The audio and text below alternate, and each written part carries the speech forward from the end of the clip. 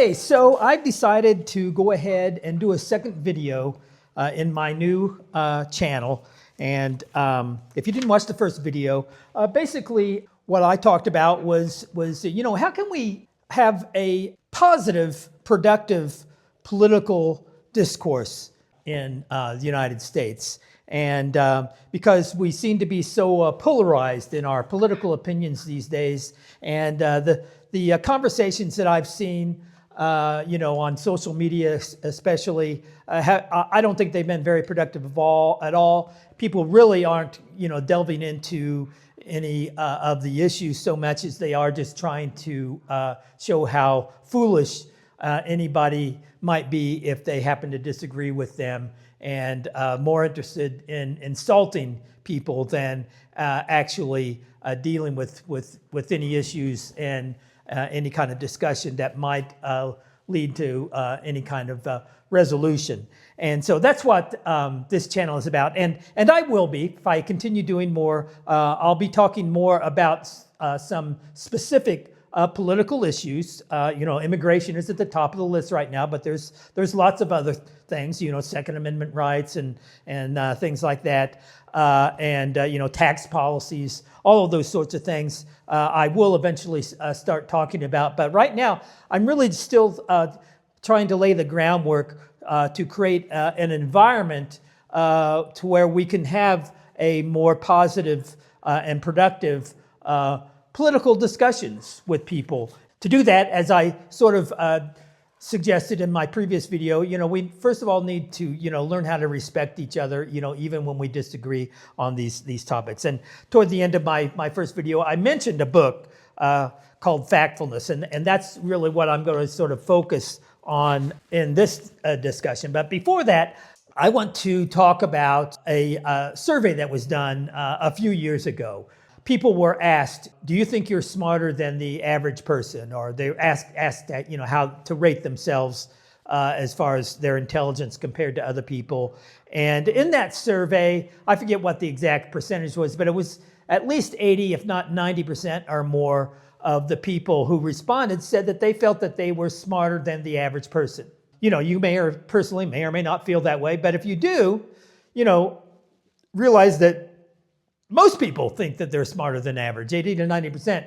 But in reality, only 50% of the people can be smarter than average if you do the math. So something isn't quite lined up. We tend to overestimate our own intelligence. And, first of all, how do you, measure intelligence in the first place? Is it IQ tests? People that, would debate the validity of IQ tests would say, well, that's there's a lot of social bias with IQ tests, So, well, is it education level? And, not necessarily. Believe me, I know lots of people, including myself. I have advanced degrees. I have a bachelor's and a master's degree. But I know people with PhDs that, when I hear them talk about things, I kind of question, how smart are they? So, having an advanced degree doesn't necessarily mean that you're that smart. It just means that you've been fortunate enough to exist in a environment that has afforded you the opportunities to pursue higher education. And that does not necessarily mean that you're necessarily all that intelligent. Yeah, so we need to take a look at ourselves, and what I'm really sort of trying to lay the groundwork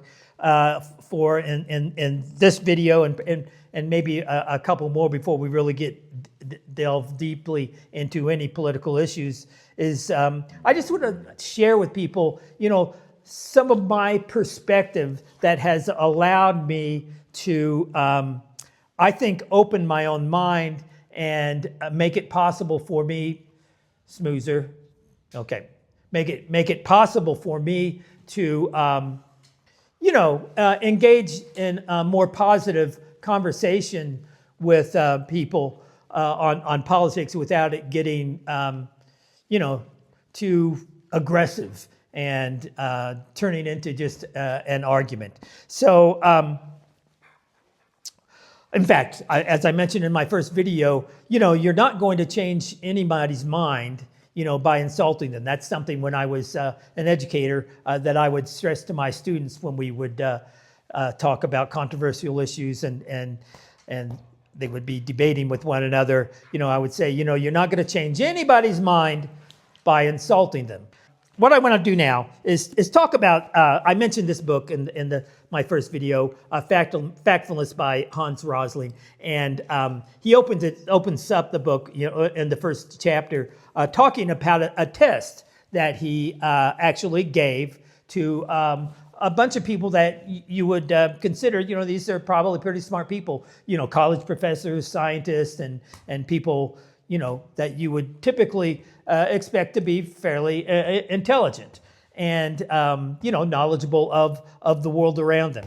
And but he also imagined, what would happen if he gave the same test to a bunch of chimpanzees, and how might he do that? And he decided that, if I got 3 bananas and labeled them, if I created this multiple choice test with 3 possible choices, A, B, or C for your responses, for the answers, and if he took a bunch of chimpanzees and presented them with 3 bananas, one labeled A, one labeled B, one labeled C, and then read the questions to them, and whichever banana that the chimp happened to grab first, that would be their official response. So in other words, total chance, like rolling the dice or flipping a coin, if you're just completely guessing, what kind of score would you get? And that would obviously, in a three possible choices in a multiple choice test, that would mean that the average chimpanzee would score 33% correct.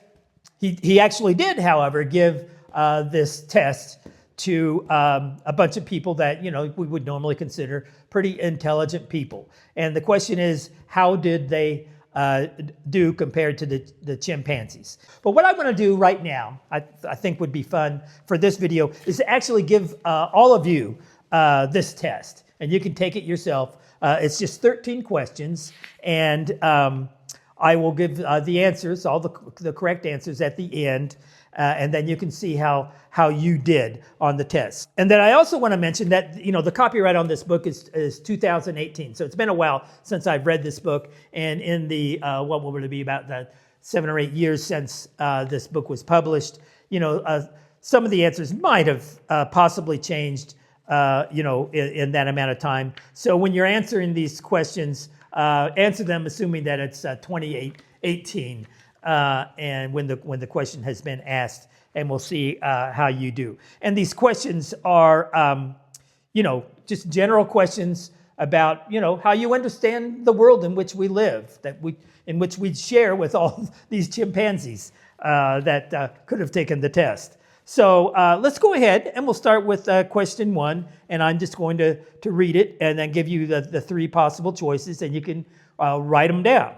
And then once we're finished, I'll give you the correct answer. So question number 1, in all low-income countries across the world today, which was 2018, how many girls finish primary school? That's how many girls finish primary school. And your choices are A, 20%, B, 40%, or C, 60%. Okay, so go ahead and write down your answer, what you think it might be. And now, question number 2. Where does the majority of the world population live? And option number A is low-income countries. Option number B, middle-income countries. Or option number C, high-income countries.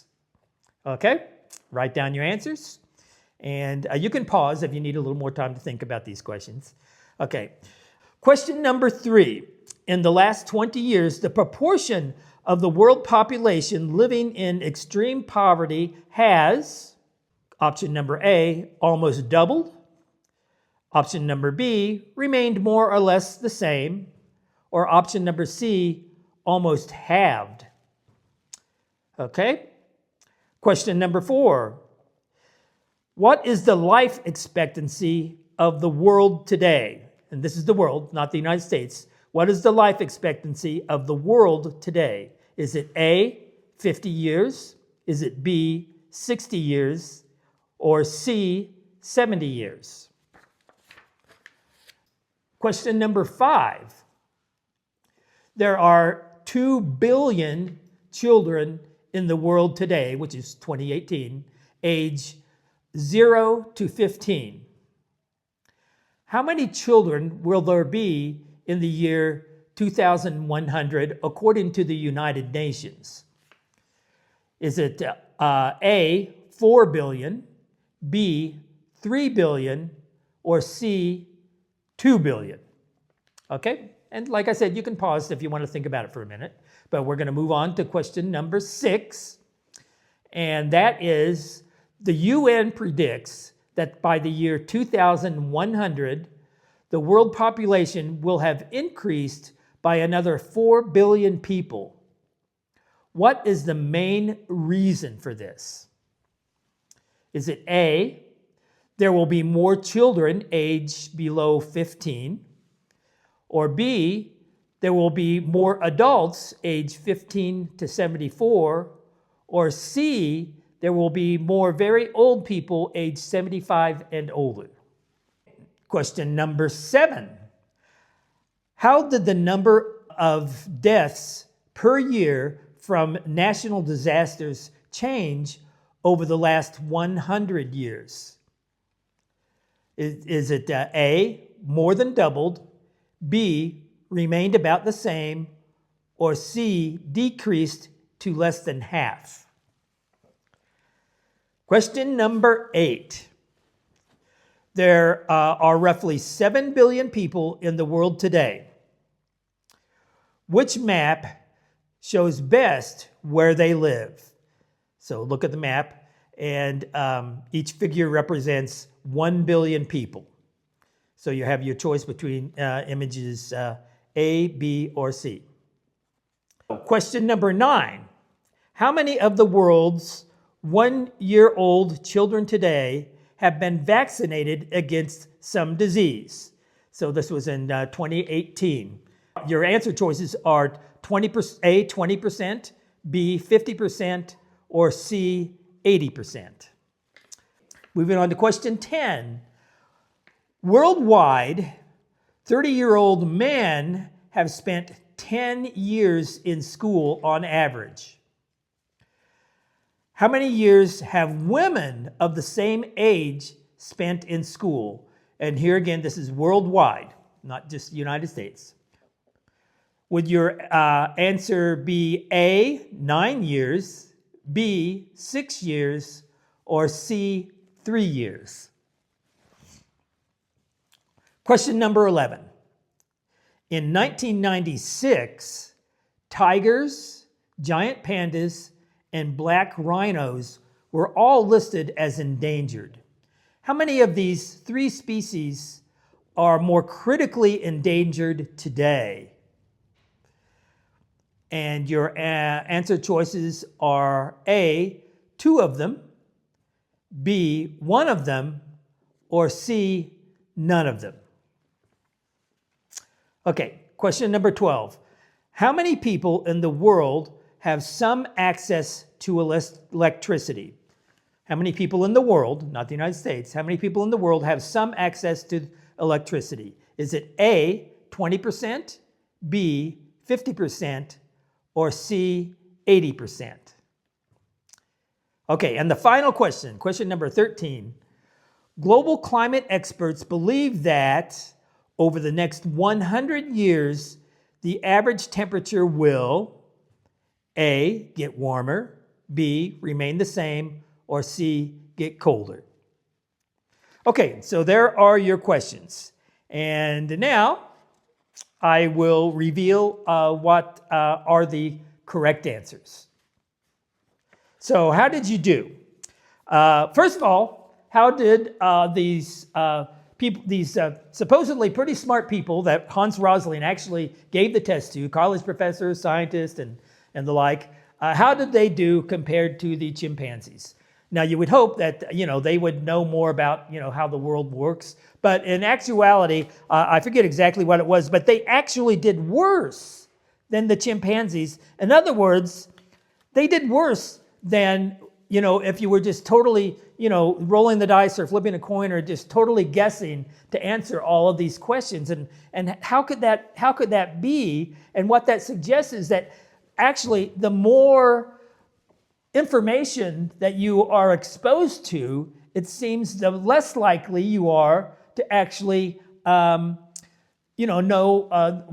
about how the world is. In other words, the more information that you have that we're gathering actually causes us to misunderstand the world around us. So how can that be? So, but when you spend a lot of time on social media and really just in general discourse, there's lots of things that can be misleading.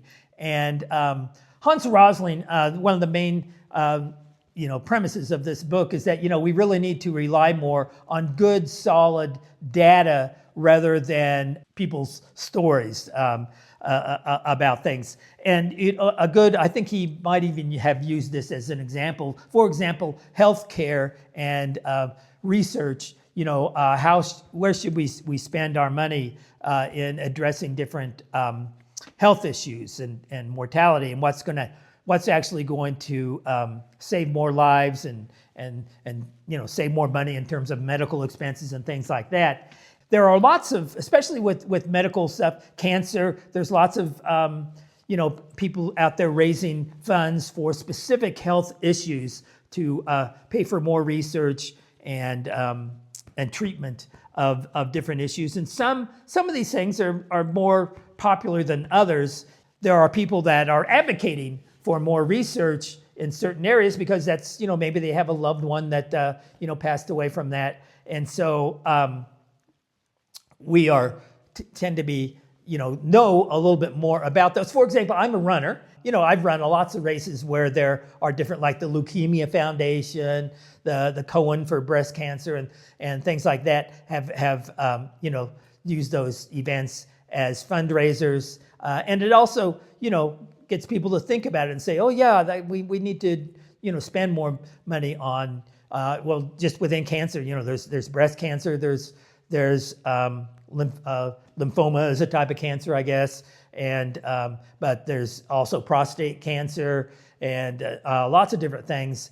So just because one is getting, is more effective fundraising, doesn't necessarily mean that that's where we really should be spending most of our money. And if you rely purely on data as opposed to what's people are talking about at race events, and in fact I'm not criticizing the Leukemia Foundation or anything like that, or the Cohen Foundation for breast cancer, and in fact I've probably known more people that have died or at least acquired breast cancer, gotten treatment for it than anything else. So I'm not suggesting that we shouldn't give funding there, but that's not necessarily that what would give us the most bang for the bucks in terms of where we should be spending our money and what really is most threatening to our lives, shortening our lives, or where we are spending the most money